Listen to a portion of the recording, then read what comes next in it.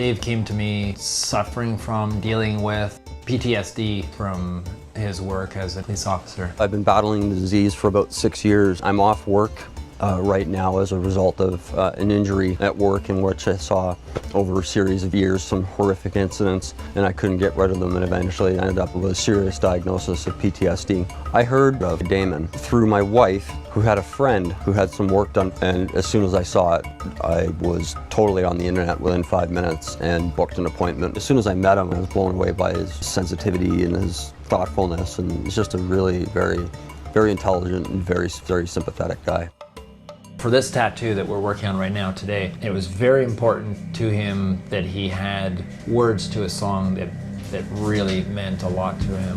When someone really finds it absolutely imperative that they get certain words, those words have to be there. There's a band called USS. They did a song called Shipwreck, and the song talks about what it's like to be, down and out and on a whole bunch of medication, and your spouse leaves you. And I'm looking at it and I'm reading the lyrics and I'm like, yeah, all of that. The guilt and the shame of being off work, and the struggle with my medications, and the struggle with trying to finally put this thing to bed. The tattoo that I'm getting today is respectful of my past, but also will remind me not to go there.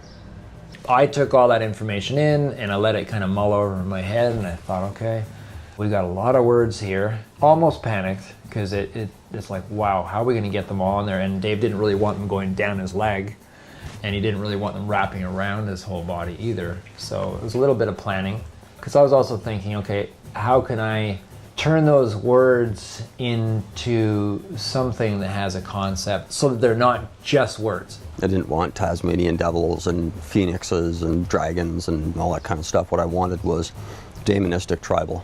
I didn't want to go tribal, I just wanted Damon's work. If you read the poem, there's reference to water in there. And if you think of water and emotions, I just drew that parallel. From all the people that I've worked on who have suffered from PTSD or are suffering from PTSD, emotions can really get the best of you. I started getting a visual of water, and I was thinking of these words being under the water to show that sense of depth of the emotions. Then having some kind of a pattern of some sort going through the water but not obscuring the words. We're trying to do the best of both worlds, great lyrics with the best artists that there is. And for me, that's part of that magic that happens here. You walk away with something that you're just so unbelievably proud of.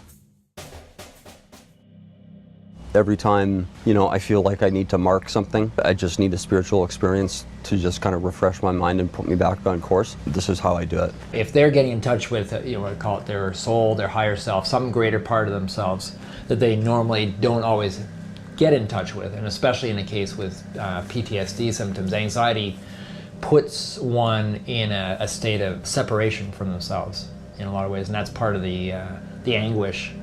Is this separation. You don't feel one, you feel really separate. The point of the atmosphere that I create here is to get them into a state of cohesive, flowing heart space where I can do this certain work, where basically my creativity going directly into them, onto them, I'm really, in a sense, picking up on what they really need.